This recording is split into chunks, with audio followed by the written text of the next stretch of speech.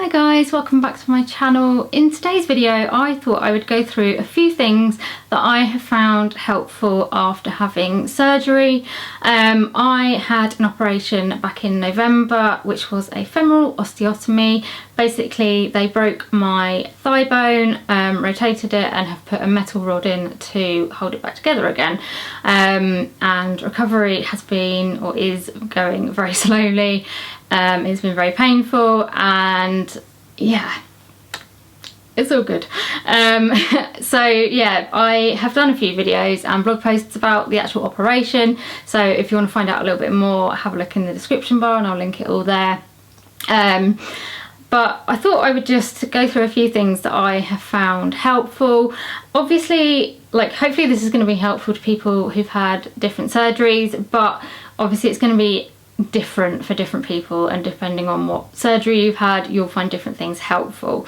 I'm not really including like medical stuff. I think I've got one like more like medically thing in there, but generally like I haven't included things like crutches or a stair lift or a wheelchair or anything like that, or medication, because I feel like they're very specific to the person and that's more stuff that you would get from, you know, your doctor or your hospital or whatever. This is more generally just like everyday items that I have found helpful getting me through the first few months after surgery. So yeah, I thought I'd just share them because some of these I learned from people when I was in hospital. Some of them people have suggested to me, so I thought I'd share them and hopefully they might be helpful to somebody that might have just had surgery or might be having surgery soon. So the first item that I have found really helpful is a bit random, but bear with me, and it is a towel. It doesn't have to be a blue towel, this just happens to be the one that I have used. So basically I had surgery on my leg, as I said, and I have found it really difficult to move my leg, especially doing things like getting it up and like on and off the sofa, getting in and out of bed, getting in and out of the car. Certainly when I was in hospital, every time I got in and out of bed I was having to call a nurse to try and help me get my leg in and out. And one of the ladies opposite me was using a towel to get her leg in and out, and I kind of asked her what she was doing and she showed me how she did it, and ever since then I have been doing the same. So basically you just get like a reasonably big towel and fold it so that it's kind of in like a long strip like that, and then all I do is like put this kind of under my leg, and then it means I can just lift my leg up and lift it kind of onto the sofa or up into my bed, and then off again without like doing my back in trying to do it with my hands, which just doesn't work, or having to ask somebody for help, or trying to do it and injuring myself. This just seems to be a really easy way of doing it, and everybody has a towel pretty much, so it's something that you can use. If you haven't got a towel that you can use, you could probably use like a sheet or something like that. But yeah, this has been an absolute lifesaver, and if/when I have more operations on my leg, I will definitely be taking a towel with me to hospital or borrowing a hospital towel, because yeah, it just means you're not having to ask a nurse or healthcare assistant every time you want to get in and out of bed to go to the loo, and it just means you've got a little bit more independence but also a little bit more control of like moving your leg up and down. I got quite like worried about trying to get out of bed that my leg would kind of just fall down all of a sudden and be really painful, so this just means you've got a little bit more control of like getting in and out of bed without hopefully injuring yourself. So yeah, a towel has definitely been one of my biggest saving graces since I've had this operation. The next thing that I found helpful is pretty much the only like medical thing on here, and it is pressure cushions. So these are things that generally you would have to get from your doctor/hospital. When I first came out of hospital I started getting problems with the beginnings of pressure sores on the backs of my heels, because I'm having to have my legs up quite a lot, and because I can't really move very much, so I can't like turn over in bed and all that kind of stuff. A lot of pressure was just sitting on my heels, and they began to get quite red and quite sore. And I know from looking after my gran a bit about pressure sores, so when we saw them kind of getting like that, we immediately knew, you know, to contact the doctors and to check that kind of things were okay. And the doctors were amazing, actually. We I think I rang up and just said, look, I think I'm getting pressure sores, can I like see a doctor or a nurse or something? And they booked me in really quickly to see a nurse down at the surgery, and she had a look and she was getting she was a bit concerned about them, but she couldn't, I don't know, there was some reason why she couldn't sort out the cushions, so she gave me some dressings to like use in the meantime. And then a couple of days later, a community nurse came to the house, and she just had a little look at them and said that she would sort out some cushions. So I now have I've got a cushion that I can sit on, but I've also got like a wedge shaped cushion that goes under my legs, and then another one with little squares of gel pads which I put my heels in, and I use them when I'm on the sofa and I use them when I'm in bed. And touch wood, I haven't had any more problems with pressure sores in that kind of area. I do get them like problems at the tips of my toes, but they're not too bad at the moment, so we're just keeping an eye on them.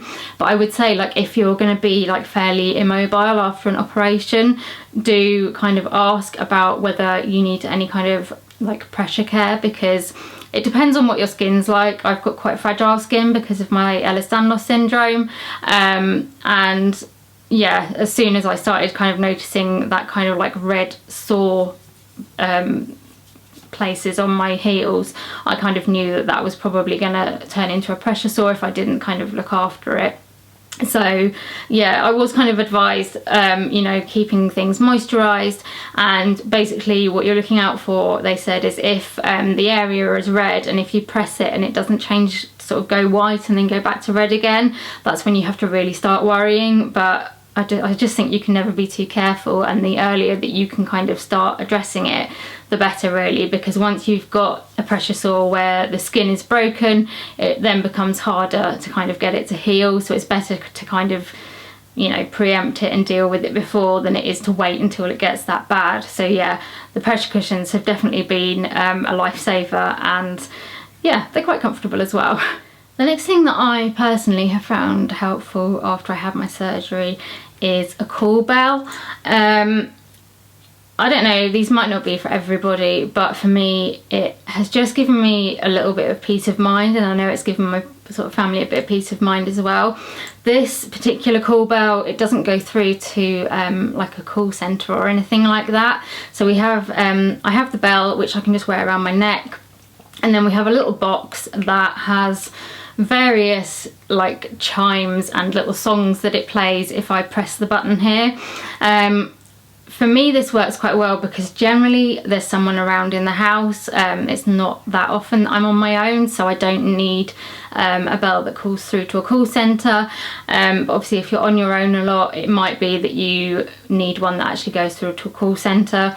But it just means that I can have this around my neck, and if I happened to fall or hurt myself, or you know, something like that, and I couldn't like get help, I can just press this button and my family know to come looking for me and to make sure that I'm okay. To begin with, when I was like really immobile when I first got home, and if I was like, I don't know, in the lounge and my mum or whoever was like upstairs, I might use it like if I needed my medication, or if I needed like a drink. But I didn't really use it like that for very long, because I didn't really like the thought of like pressing a bell for someone to come and help me. It was more just for like the peace of mind of like, you know, if I had a fall or if I hurt myself or something like that, it just meant that I had that there and knew that I could kind of get help. And also my mum and dad have the little box in their bedroom at night, so if I'm, you know, up in my room at night and I need help for whatever reason, I know that I could press that and get them to come and help. Not that I've ever had to use it at night, thankfully, but just kind of knowing it was there is just, you know, kind of peace of mind. So the next item is a medication, I guess. It is, yeah, it's a medication, but it is an over-the-counter medication that I have found really helpful, and it's ibuprofen gel. You can get this in all kinds of different formulations and stuff depending on what you prefer. I have just got the bog standard max strength ibuprofen 10% gel, and I have generally used this on my knee.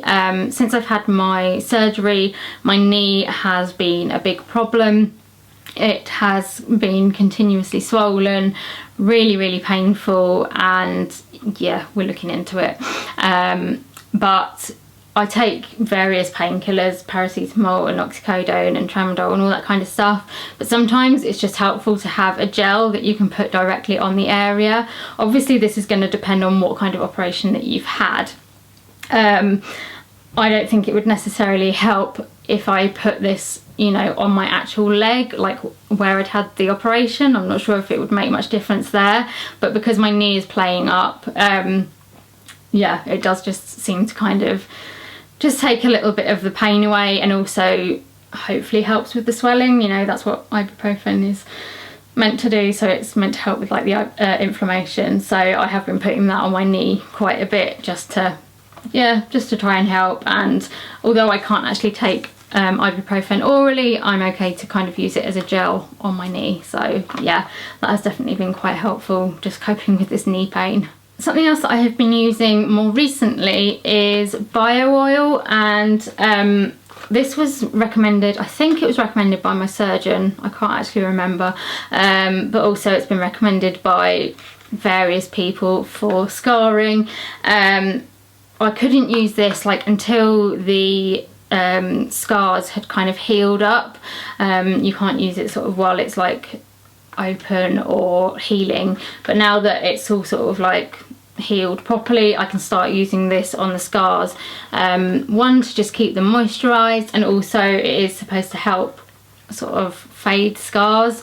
I don't know like how well it does that, but I'm just using it mainly to just keep the areas kind of moisturized and hopefully help with the healing process.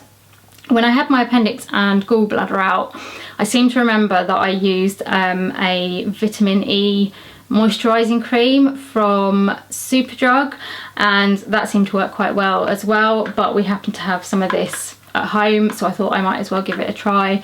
And yeah, you don't need very much at all. I mean, we got the 60ml bottle and I've been using this for quite a while, and yeah, it barely looks like I've used any. You literally just put like a tiny bit on your finger and then rub it into each scar.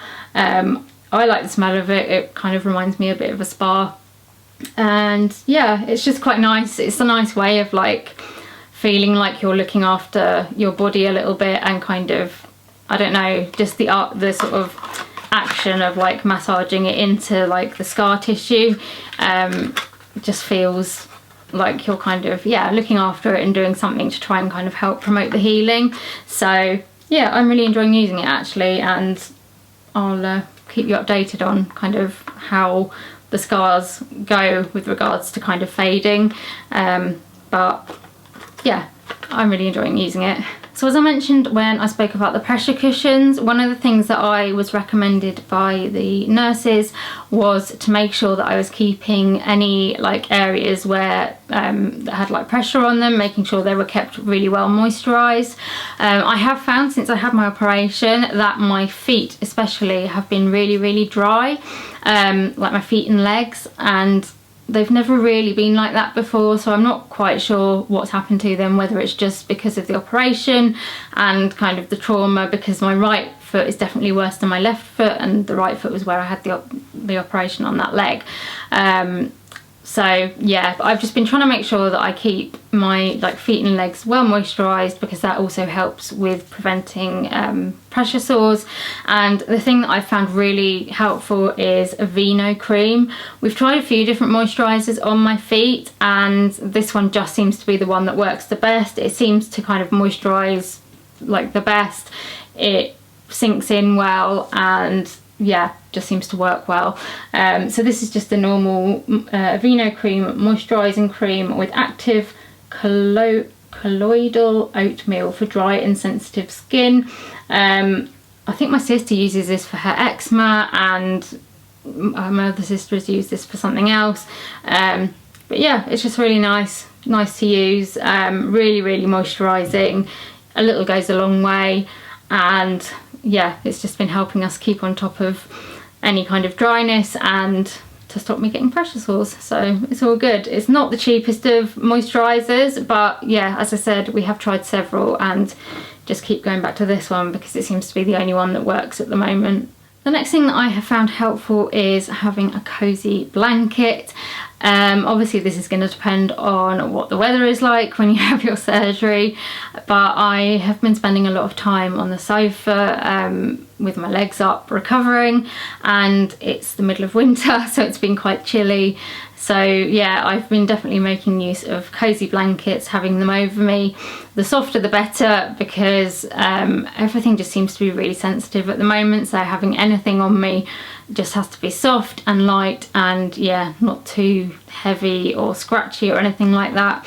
But I've got quite a few cosy blankets, and it's just nice to have a nice blanket. Like when you've had an operation or something and you just don't feel brilliant, it's quite nice to just have a few like nice things about. So yeah, I've got a few different cosy blankets that I kind of rotate and try to use different ones at different times. At the moment I've got a Shop Disney one, which is, it's kind of a Christmassy one, but I'm still using it. It's like white fleecy on one side and then red on the other with little snowflakes, and it's got Minnie and Mickey Mouse embroidered on it, and it just makes me happy. You know, if I've got to be lying on the sofa a lot recovering and not being able to do very much, then it's nice to just have a nice cosy blanket to snuggle with.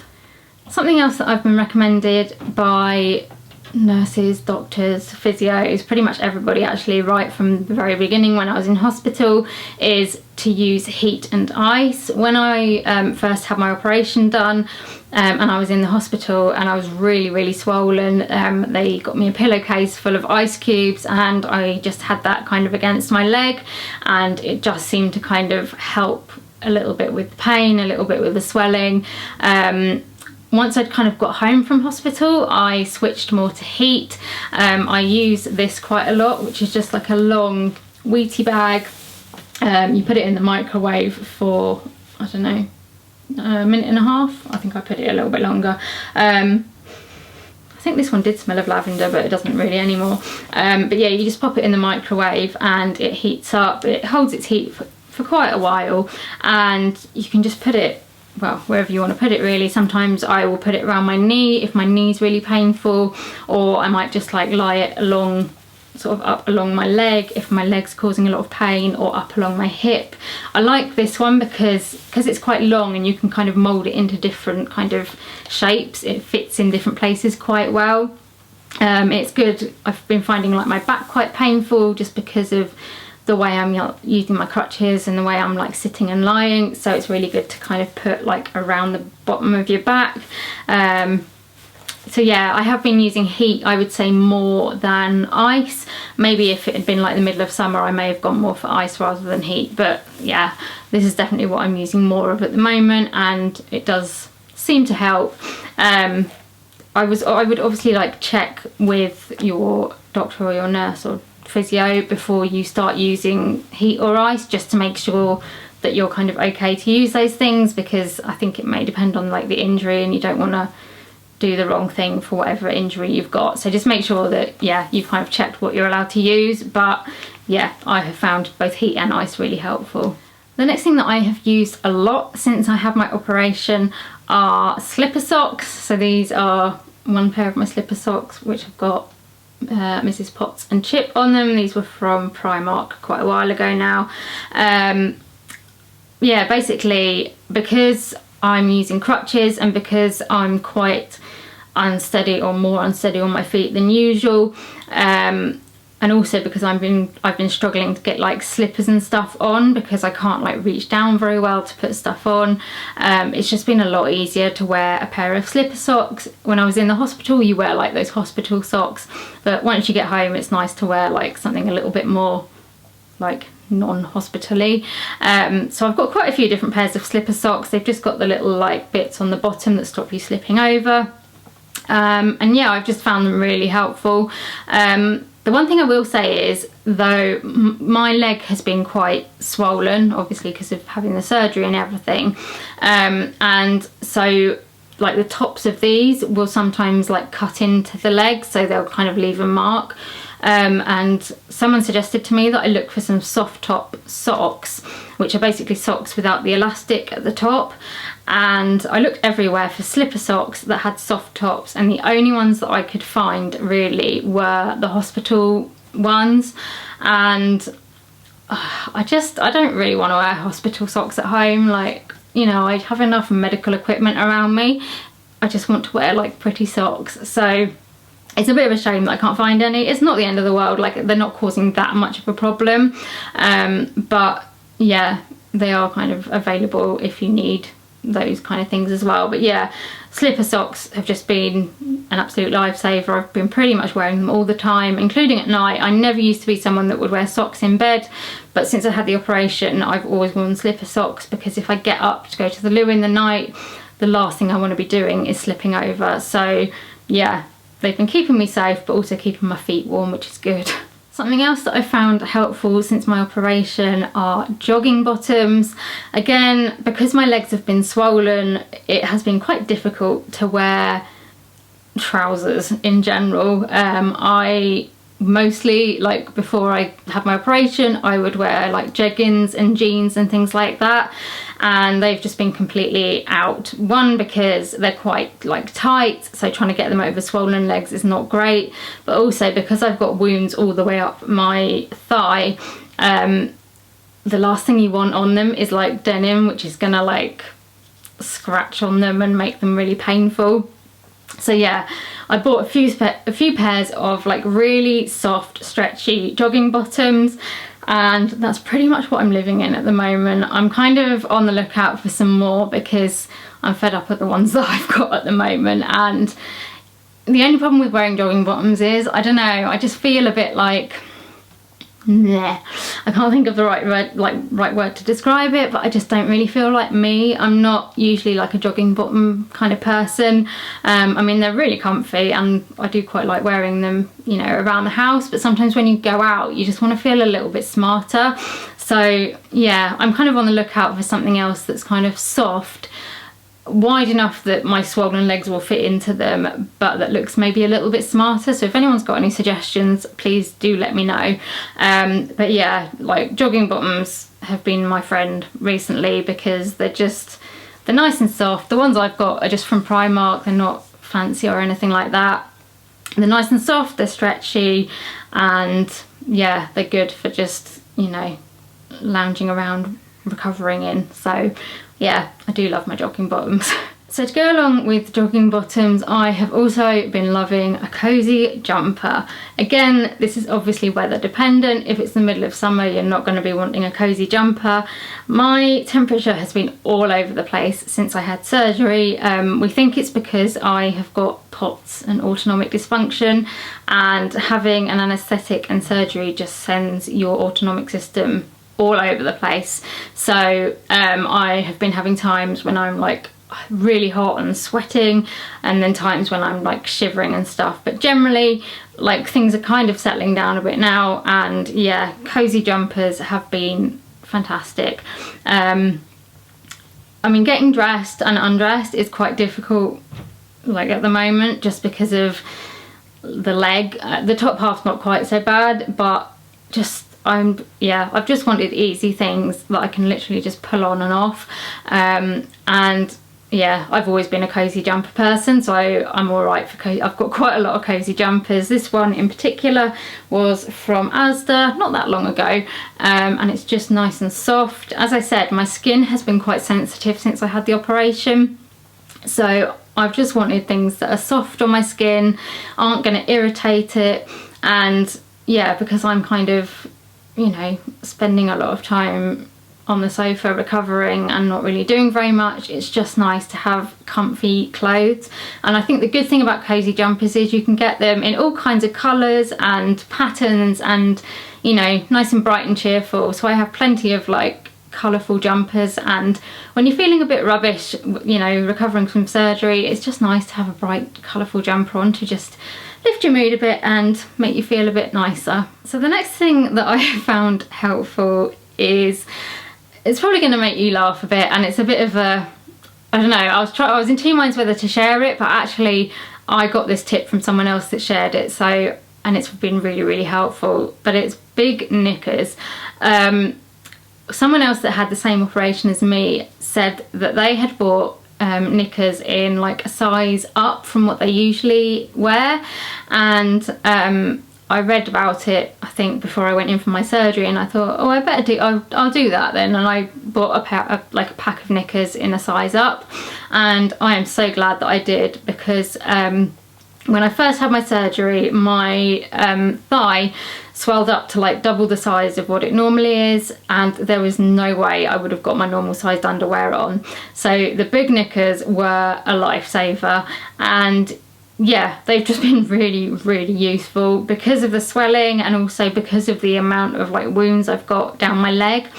Being able to have something that I can kind of pull right out over the kind of wounds just means that I'm not constantly like, you know, catching the wounds and hurting myself. And yeah, they've been brilliant. I love a pair of big knickers. So although it's a bit of a funny one, if you're having any kind of leg surgery or surgery kind of around the sort of underwear area, I would definitely recommend getting some underwear in a slightly bigger size, because yeah, they've just been fantastic. The next item that I have found helpful is a food item, and again this is going to be quite specific depending on if you have POTS. POTS is postural orthostatic tachycardia syndrome, and it's a kind of autonomic dysfunction. So I have trouble with like my blood pressure being too low, my heart rate going too fast, and one of the things that can really help is salt. So a lot of people are told not to eat too much salt, but when you have POTS you're actually told that eating salt can help like raise your blood pressure.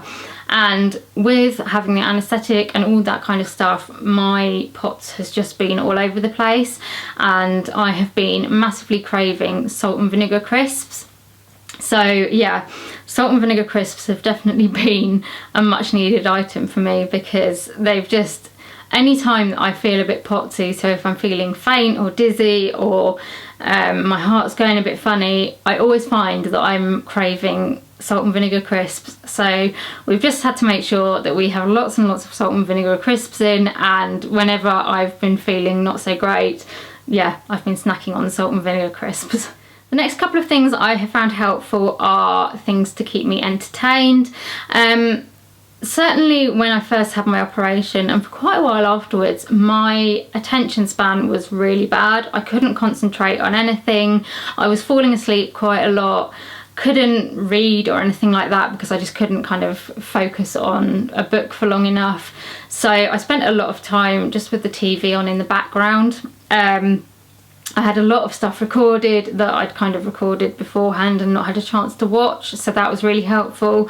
But also having Netflix has been brilliant, because there's so much stuff on Netflix, whether it's films or series to watch. There's so much stuff on there, so I have been, yeah, had no trouble at all finding things to watch either on the TV or on Netflix. Yeah, if you've got an operation coming up and you know that you're going to have a fairly long recovery period, I would definitely recommend like starting to record stuff on TV now, so that you know you've got some stuff to watch. But also, if you haven't already got a Netflix subscription, perhaps just think about investing in one for that recovery period, because it's just good to have a distraction, but something that you don't have to kind of concentrate on too much. And it's just nice to have so much choice of things to like put on when you're struggling to do much else. And then the other thing that I have found helpful is our Nintendo Switch, which I got a couple of Christmases ago. We've only got a couple of games for it, so I do need to kind of invest in a couple more. But it's been nice to have this to either sit like on the sofa and play just on my own like this, or to play on the TV with other members of the family. I haven't really been able to do an awful lot you know, with the family or with friends. So it's nice, like if they're around or if a friend comes over, like being able to have like a game on the Switch, or, you know, yeah, just do something. It's nice to kind of feel like I'm able to do something with them rather than just sitting there and like trying not to fall asleep. So yeah, I mean, it doesn't have to be a Switch, it could be any kind of gaming device, but it's just been good to have, like, you know, a few different things that I can kind of occupy myself with while I'm trying to recover. And then the last thing that I have found really helpful since having my surgery is having a big bottle of water with me all the time, which is what I do anyway. I always carry a big bottle of water because when you've got POTS, it's really important to drink lots, but it's also really important to drink lots when you're recovering from surgery. But one especially that has a little handle thing on it, I don't know what you would call this, but one of them. Yeah, so basically I am using crutches. I'm using gutter crutches, which are the ones that you kind of put your whole like forearm in, and then they've got like a bit that you hold on here, and it makes it quite, I mean, any crutches make it difficult to carry things, but having a thing like this means I can just put it on the end of my crutch and then not have to worry about actually trying to hold it while I'm walking. So yeah, this has been really useful. It means that I can go like back and forward to the kitchen and refill my bottle without having to ask somebody to do it for me, which is helpful. And yeah, it just means, I don't know, it means a little bit more independence. I know it's only something little, but you know, even just the little things mean quite a lot when you haven't got a huge amount of independence. So yeah, a big bottle is a must, but definitely if you can get one that's got a little handle on it, or if you can attach one yourself, that should just make things easier when you're trying to carry it around. I do actually need to get a new one of these. I've had this one for quite a few years. It served me really well, but it's just starting to get really difficult to open because this sort of bit here is wearing out, and also it's starting to leak a little bit now. So I can't decide whether to just replace it with something the same, because that's served me quite well, or to look for something slightly different. But yeah, I'll definitely be trying to find one that's got one of these on it again, because that's been really, really helpful. And that's all the things that I have got to show you today that I have found helpful since having my operation. I hope you found it interesting and helpful to hear about some of them, and also I hope you've enjoyed watching the video. If you have and you'd like to see more videos from me, please give me a like and subscribe to my channel. Also hit the notification bell. That means you'll get notified every time I upload a video, so you won't miss anything. Leave me a comment, let me know if any of these things have been useful to you. If you've had an operation, or if you've got one coming up and you're going to try some of these things, let me know. And also let me know if there's any other things that you have found helpful when you've had surgery that I'm not using at the moment that you think I might find helpful. I'd be really interested to hear some of your suggestions as well. And let me know also if there's any other videos you'd like to see me do, whether they're about my operation, whether they're about chronic illness, mental illness, or something completely different. Let me know what sort of videos you would like to see.